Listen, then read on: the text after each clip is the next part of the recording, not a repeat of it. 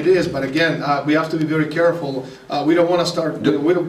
We don't want them to call us conspiracy theorists. Do jisté míry ano, ale musíme být velmi opatrní, protože nechceme, aby nás nazývali nějakými vyznavači konspirativních teorií. You know, you mentioned, for example, WikiLeaks. Zmínil jste WikiLeaks? Well, WikiLeaks is a different type of operation. To je úplně jiná nebo jiný druh operace. You know, it's actually a CIA Mossad operation.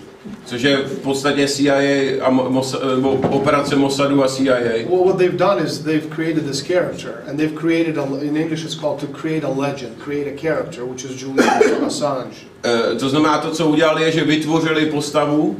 And the objective of this character is to change the paradigm of society. A cílem této postavy, této osobnosti je posunout paradigma společnosti. Basically to try to change or influence history.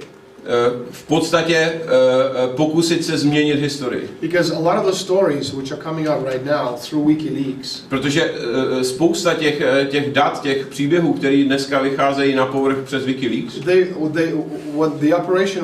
When the WikiLeaks operation was put in practice. To znamená, když byla ta operace spuštěna WikiLeaks. It must have been 15-20 years ago. Což předpokládá, že tak 15-20 let zpátky. So a lot of the original documents which you see today. To znamená, většina těch originálních dokumentů, které dneska vidíme, they were being produced 20 years ago with the eye for now. Byly v podstatě produkovány před těmi 15, 2 nebo 20 lety už s tím, co chceme dneska vidět. Why? To change how Proč? To change how people understand history. Protože chceme změnit to, jak lidé vnímají a rozumí historii. Let me give you an example. Are you familiar with something called the Pentagon Papers? Dávám příklad. Víte někdo, co to znamená pentagonské dokumenty? Which were the documents apparently allegedly stolen by Daniel Ellsberg and published regarding American strategy in Vietnam. Což byly ukradené a publikované dokumenty ohledně strategie ve Vietnamu. Údajně. Okay, and Daniel Ellsberg became, you know, immediate celebrity. A okamžitě se stal celebritou. And the story was that Daniel Ellsberg was just a hippie. Příběh nebo realita je taková, že to byl hippík, who was working out of the State Department, který pracoval na ministerstvu zahraničí, photocopying papers, a kopíroval tam papíry. And he accidentally came across these, you know, secret documents. A náhodou přišel k těmhle dokumentům. And he made a copy. Udělal kopii. Took them out without anybody seeing them. Odnesl je pryč. And gave it to the New York Times who published. A dal je do New York Timesu, který je publikoval. Okay. If you believe that, okay, pokud tomu věříte, there's an expression in Russian, a person who is on friendly terms with his brain.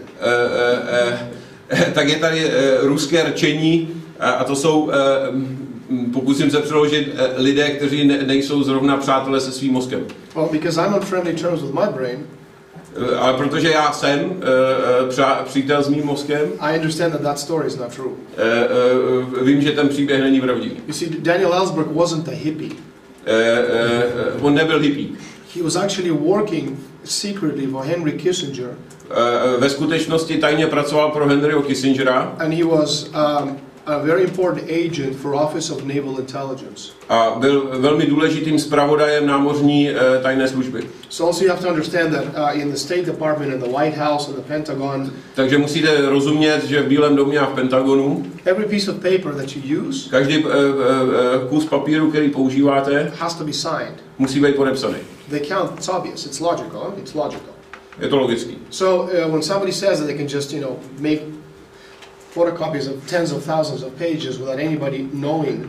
Takže pokud někdo říká, že někdo si může udělat tisíce fotokopií stran bez toho, aniž by to někdo zjistil, you have to understand that they're telling you a lie. It's not real.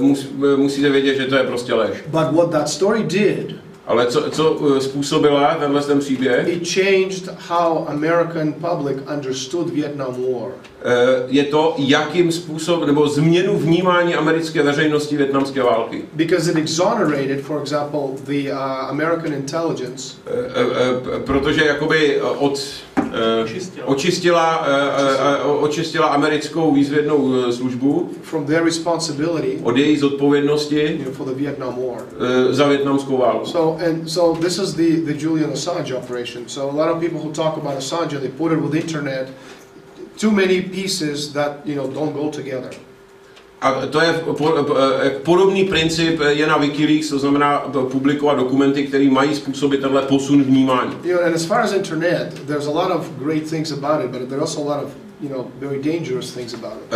Co se týče internetu, kromě toho, že má spoustu dobrých vlastností, tak je tam spoustu nebezpečných bodů. The great thing is that we do this conference and in 5 minutes somebody can download it in New Zealand. Dobrá věc je, že my jsme tady dneska na konferenci a za 5 minut to uvidí na Novém Zélandě. But also because there's just so much disinformation. If you don't know what to look for. Ale na druhé straně je tam tolik dezinformací, že pokud nevíte, co hledáte a co chcete zjistit, it can really take you in the wrong direction. Můžete jednoduše ztratit směr a jít po špatné cestě. And like anything else, knowledge requires time. A jako všechny ostatní věci, vědomosti vyžadují čas. It's not spontaneous. Není to spontánní. And what internet has done, it has basically, changed our behavior when we expect anything we want instantaneously. A to, co internet udělal, je vzbudil v nás očekávání, že všechno je možné ihned. So it's like it has become like an anabolic steroid. Takže je to vypadá to, jako by to byl anabolický steroid. And although you can find almost anything on the internet, a ačkoliv tam můžete najít téměř všechno, that goes for the good and for the bad. Tak je to jak dobré, tak špatné. So yes, they probably are trying to in some way to limit our use of the internet. Takže ano, snaží se nějakým způsobem omezit nebo limitovat používání internetu. But in any operation, especially in the world of intelligence, ale jakákoliv operace, speciálně v těch informačních a výzvědných službách, there's always many different objectives for every operation. Je vždycky, každá operace má mnoho různých cílů. So if you can create this artificial debate between people, to znamená, pokud dokážete vytvořit umělou debatu mezi lidmi, then people are not paying attention to important issues. Tak lidé nevěnují čas důležitým věcem. So my advice is, again, don't look at the result, try to find the cause. To znamená, moje doporučení je, nedívejme se na výsledky, ale dívejme se na příčiny. Any other questions?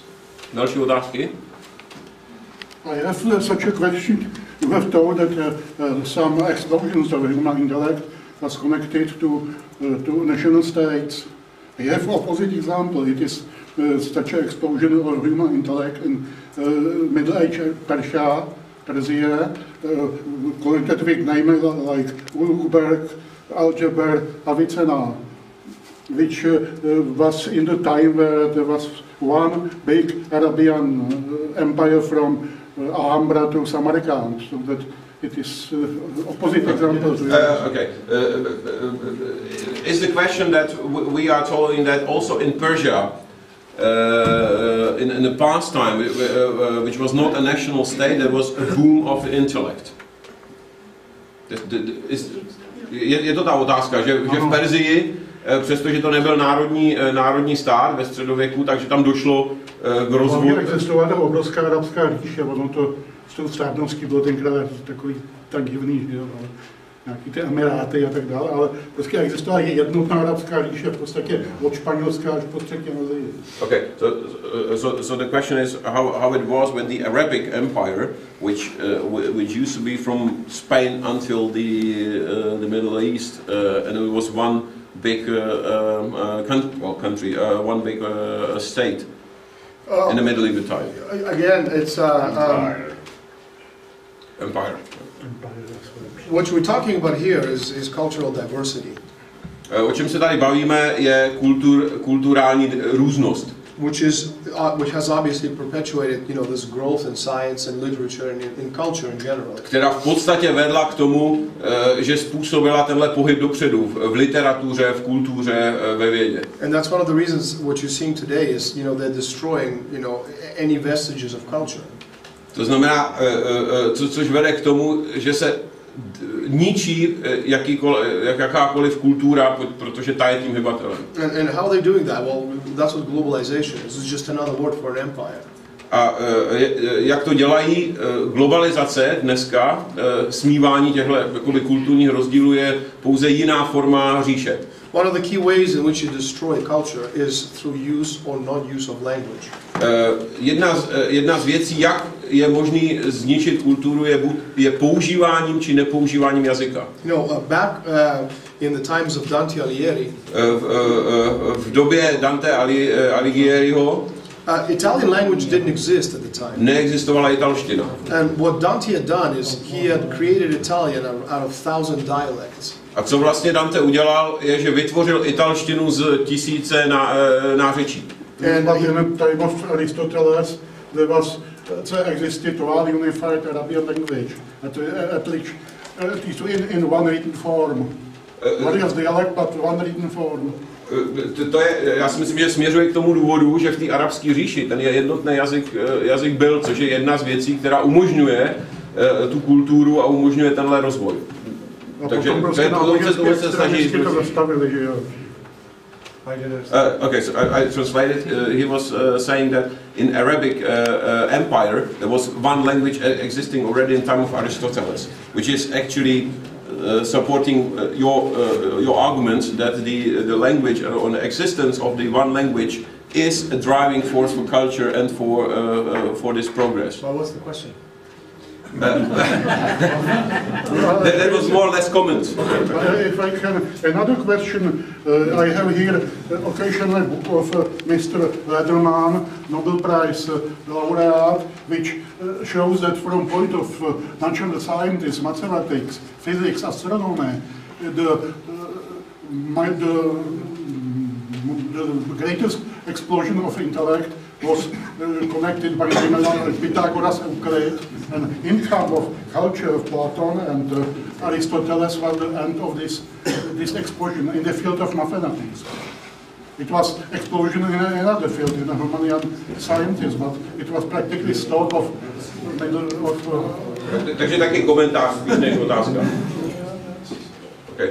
Any other one last question? If I may react to that. Okay, so reaction to that, and then last question. Just a short reaction. I studied history actually, and my view is that in ancient Greece, to je vlastně možná česky, že v tom antickém Řecku to zase bylo složeno ze spousty drobných městských států, které spolu soutěžily, byla tam ta diverzita. Podobně jako v posledních staletích v Evropě. Takže zase, když se nějaká idea neujme v jednom státě, ujme se u sousedů a z toho pak ta kompetice